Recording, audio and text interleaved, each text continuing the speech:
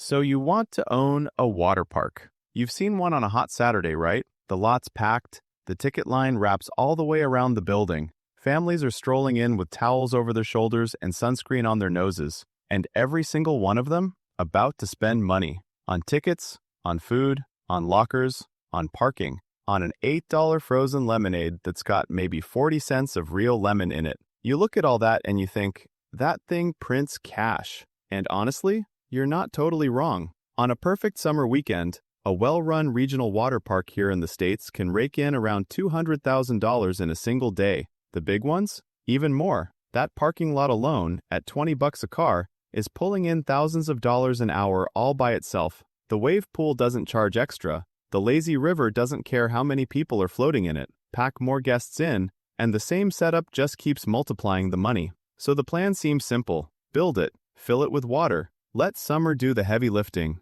But here's the question nobody stops to ask. If this is such an easy win, why does this industry have such a long, ugly history of parks going broke, closing for good, getting sold off in a fire sale? Why did Apex Parks Group, a company that owned a bunch of regional water parks across the country, end up filing for Chapter 11 bankruptcy? Why did Schlitterbahn, a family business that had been running parks since the 70s, tear down its most famous ride and sell off its properties? Here's the thing. It's not that water parks are a bad business. It's that they're one of the most demanding, most expensive, most complicated seasonal businesses in all of entertainment. And the gap between what a water park looks like from the outside and what it actually costs to run one, it's huge. Let's start at the very beginning. Before a single guest ever walks through that gate, you've already spent somewhere between $20 million and $250 million.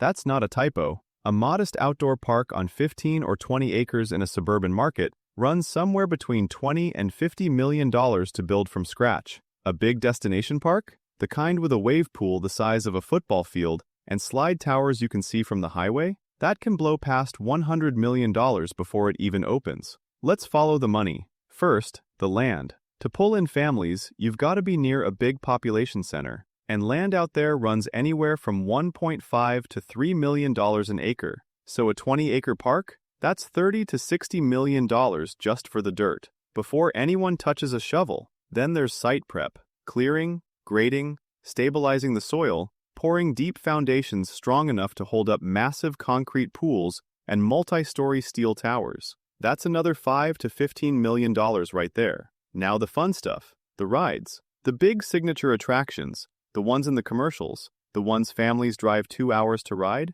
those run $4 to $10 million each. One high-tech water coaster from a top manufacturer like ProSlide or Whitewater West can cost $6 to $8 million installed. A wave pool that can crank out steady 6-foot waves for hundreds of people at once? $3 to $6 million. And a lazy river, basically just a concrete loop with circulating water, one of the simplest things in the park? Still $2 to $4 million. And underneath all of it, before a single drop of water flows, you're building what's basically a mini water treatment plant. Miles of underground pipe, industrial pumps, filtration systems, chemical dosing gear, surge tanks buried under the decks. That plumbing alone tacks on another $4 to $10 million. Then come the soft costs: design, engineering, environmental studies, permits, legal, approvals that can drag on for years in some places. Add a 10 to 15% cushion for the cost overruns that are basically guaranteed on a project this messy. Add it all up, and a mid-sized outdoor water park in the US averages around $50 million in startup costs. And nobody writes a $50 million check out of their personal checking account for a business that only runs a few months a year. So most of these parks get built on borrowed money. Lenders usually want you to put up 25 to 40% yourself, which means 60 to 75% is debt. And that debt starts collecting interest the day you touch it. Translation? The park opens on day one already carrying a bill that has to be paid every single month. Rain, shine, cold snap, doesn't matter. Now let's talk about what's running beneath you while you stand in line for the wave pool. Guests see slides, owners see pipes. A water park is really a giant, non-stop water processing facility that just happens to have big plastic tubes sticking out the top. Under the concrete decking, a web of huge pipes, some of them 3 feet across, running the whole length of the park, connecting every pool and splash pad and slide landing back to one central machine room. And that room runs 24 hours a day, not just during park hours, all day, every day. Here's why. The second you let the public in, tens of thousands of gallons of water start getting contaminated, non-stop. Sunscreen, body oils, bacteria, everything that washes off thousands of sweaty people every hour. Health regulations say every gallon has to be filtered and chemically treated on a continuous cycle. You can't just shut off the pumps at closing time and let it sit. Stop the water long enough and the chemistry falls apart. Stop it even longer, and now you've got a public health emergency on your hands. So the pumps never stop. They pull water from the pools, run it through surge tanks and industrial sand filters, past automated systems that test the chemistry in real time and inject chlorine or acid as needed. Then push it all the way back up to the top of the towers and out into the lazy river. Every hour, every day. And even in the off-season, heaters keep the pipes from freezing, and the filters run maintenance cycles so nothing goes stagnant. This invisible machine is the most expensive thing you own, and most of your guests will never even know it's there. Now, the water itself. This one surprises almost everybody. A mid-sized outdoor park holds somewhere between 1.5 and 3 million gallons across all its features. And that water? It's not just sitting there. It's leaking away every single day in 3 ways. First, evaporation. Hot sun and wind blowing across big open pools can evaporate 10,000 to 30,000 gallons a day at a busy park. Second, splash out. Every slide landing, every wave, every kid climbing out of the lazy river drags water onto the deck, and that water drains away, gone. On a packed peak day, splash out alone can cost you another 15,000 to 40,000 gallons. Third, backwashing. Cleaning those sand filters means running water backward through them to flush out the gunk. That water gets dumped into the sewer, another 5,000 to 20,000 gallons a day. So the park's constantly buying fresh city water to replace all of it. And city water isn't cheap. Neither is the sewer bill for everything you dump out. On top of that, you've got a never-ending chemical supply bill. Chlorine, muriatic acid for pH, coagulants to bind up tiny particles so the filters can grab them. And a certified operator has to physically test and log the water chemistry every 2 to 4 hours, all day long. Fail one of those tests? A health inspector can shut that pool down on the spot. And closing the wave pool on a July Saturday means telling a family that drove 90 minutes and dropped $300 that the main attraction is closed. Ouch. If water's expensive, electricity is downright brutal. A water park burns way more power than a dry theme park the same size. And it comes down to physics. Moving millions of gallons of water up to the top of a 60-foot tower takes an enormous amount of energy. And those pumps run at full blast, 10 to 12 hours a day, all season long. The wave generators alone are monsters. Making steady waves takes giant air blowers, each one driven by a motor pulling 100 horsepower or more, firing off in timed bursts all day. Now add the AC for the food courts, commercial kitchens going full tilt at lunch, ticketing systems, evening lighting, security cameras, park software. It piles up fast. And here's the nasty part. Power companies don't just charge for how much you use. They also charge for peak demand, the highest amount of power you pull during the busiest grid hours. And guess when water parks run their heaviest gear? Hot summer afternoons, which is exactly when electricity rates are highest. So you pay a premium for power right when you need it most. Industry estimates put electricity at 15 to 25% of total operating costs. On a $10 million budget, that's $1.5 to $2.5 million a year, just to keep the lights on and the water moving. But the single biggest line item in a water park's budget? It's not electricity. It's not water. It's not even the debt. It's people. A mid to large outdoor park employs somewhere between 200 and 500 workers on a peak day. And the biggest group by far? Lifeguards. Here's what makes it so labor-heavy. On a roller coaster, one operator can run a whole train of riders. But water? You need one certified lifeguard for every single zone of every single feature, every hour the water's open. A wave pool alone might need 10 to 20 guards on rotation at once. And these guards can't just stare at the water for hours straight. Safety standards say they have to rotate off every 20 to 30 minutes so their eyes don't glaze over, which means you need even more guards to keep every zone covered all the time. The math snowballs. A big regional park might need 3,000 to 7,000 labor hours just to cover one 10-hour day. And the real headache? It's not just the cost, it's the supply. Qualified lifeguards are mostly teenagers, and everybody wants them during the same tiny summer window. When every park in your region is fighting for the same kids, you often open the season short-staffed. And that forces ugly choices: close attractions, lose revenue, or cut safety corners. And lifeguards are just the start. You need maintenance techs, food workers, parking staff, cleaning crews, security, and a management team that sticks around year-round for the off-season stuff. Payroll usually eats up 30 to 40% of operating costs. On a park doing $10 million a year, that's $3 to $4 million before you've paid for a single gallon of water or a single kilowatt of power. Okay, before we get to how the money actually comes in, there's one more cost you cannot mess up, because underestimating this one has ended careers and killed companies. There's a standard called the 10-20 rule, developed by Jeff Ellis and Associates, one of the top aquatic safety groups in the country. Here's how it works. A lifeguard has to be able to scan their whole zone in 10 seconds and reach anyone in trouble within another 20. That's the baseline. Every zone, every guard, every shift. To check that guards are actually doing it, managers run surprise drills. They'll drop a weighted dummy, built to sink, into a busy pool without warning, and time how long it takes the guard to spot it. Fail too many of those? Your insurance company starts asking hard questions. And oh, the insurance. Liability coverage for a mid-sized water park runs $200,000 to $500,000 a year. And that's for a park with a clean record and zero incidents. One serious injury or a death? That number doesn't just go up. Underwriters reassess, premiums spike, and in the worst cases, they drop you entirely. And once you can't get coverage, you legally can't operate.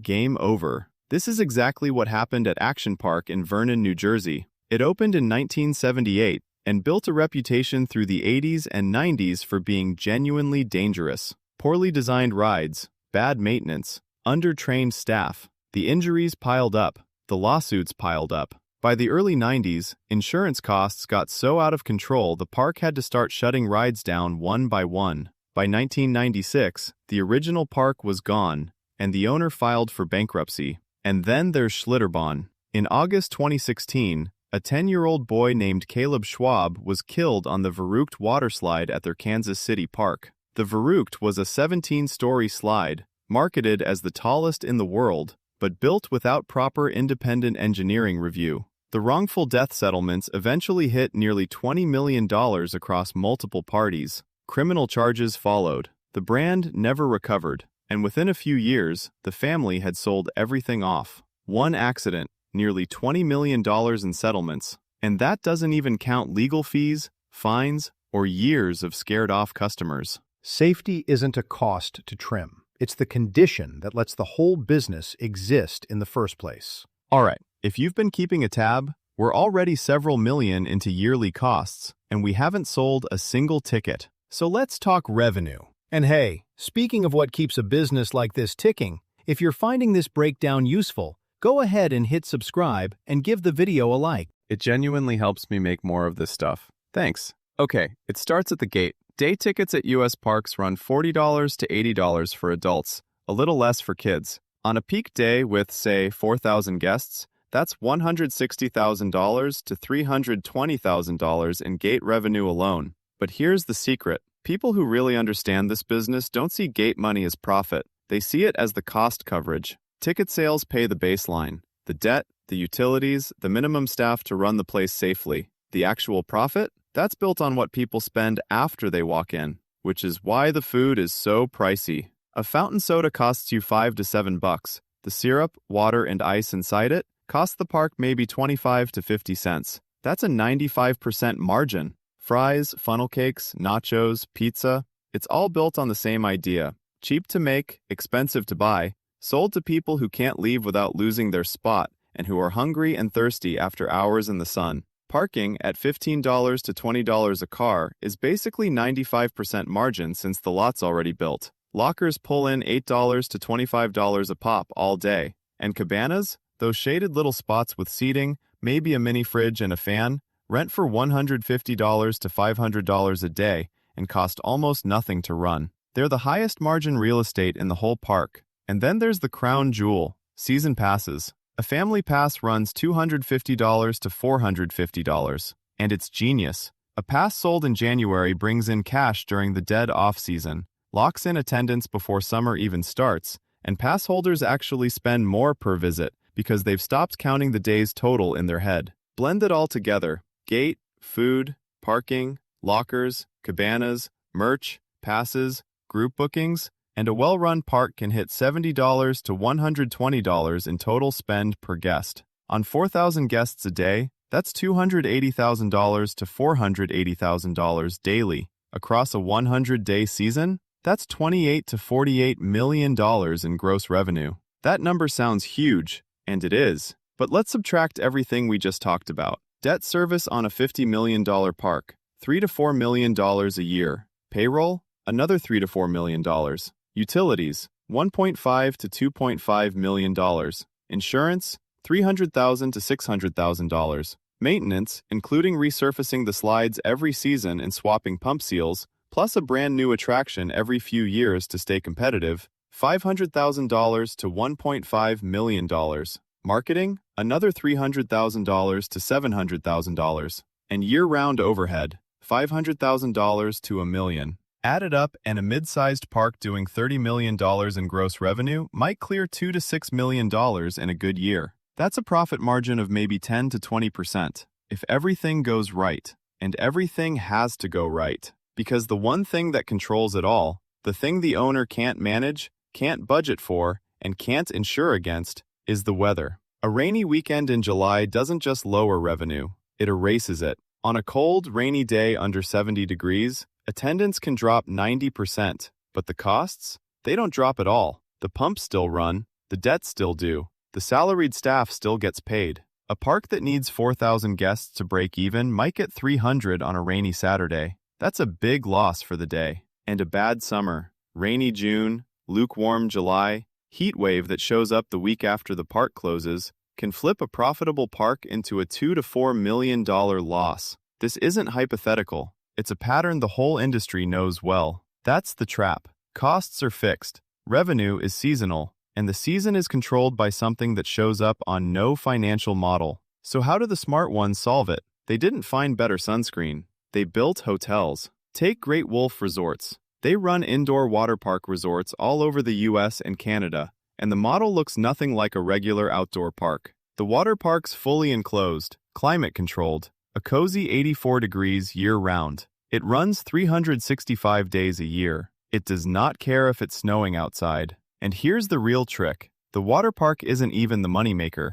It's the reason people book rooms. Rooms that go for $250 to $500 a night. A family staying 2 nights drops $400 to $1,000 on lodging before they spend a dime on food or anything else. And since they're staying right there, all that spending stays on the property. The per-guest revenue is higher. The weather risk? Gone. The fixed costs get spread across a full year instead of 90 days. And steady hotel bookings give them a revenue floor that outdoor parks just can't match. That's why these resort operators built solid, scalable businesses while so many standalone parks keep struggling. Let me put 2 scenarios side by side. Scenario 1. You own a great $50 million outdoor park in a strong southern market. The summer's hot and dry. You hit 4,000 guests on peak days, average 2,800 across the season. Revenue lands at $34 million. After all costs, you clear $4.5 million. That's about a 9% return. At that rate, paying back your original $50 million takes roughly 11 years. Scenario 2. Same park, same market, same investment. But July brings 3 rainy weekends in a row. Then a pump fails in the wave pool the first week of August and knocks it offline for 11 days, right in peak season. Attendance ends up 20% below projection. Revenue comes in at $26 million. And after fixed costs, you're looking at a loss of about $800,000 for the season. The difference between those two? It's not skill, it's not effort. It's a few unlucky weeks of weather and 1 broken pump. And the gap between them is $5.5 million.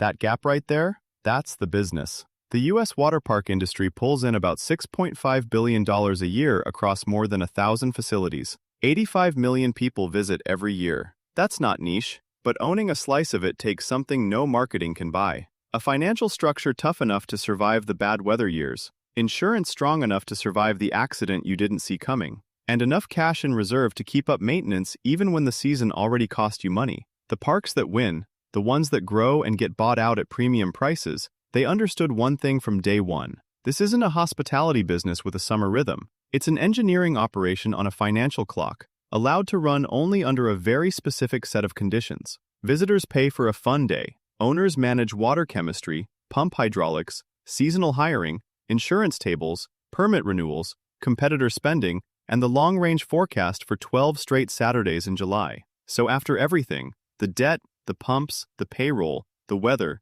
the insurance, the 11-year clock just to break even in a good year, the question was never really do water parks make money. Some make a ton. The real question is whether the person running one actually understood what they were buying. When they looked at that packed parking lot and thought, that's a machine that prints money, because it is. It just comes with a very, very long list of ways it can break. Before you go, if you want to dig deeper into how businesses like this really work, there's a detailed business guide linked down in the description and pinned in the top comment. It breaks down the frameworks for how to actually read and stress test a business model like the ones we covered today. Worth a bookmark. And if this gave you something to chew on, hit like, subscribe if you haven't already, and share it with that one friend who's convinced they've found an easy business. Thanks for watching.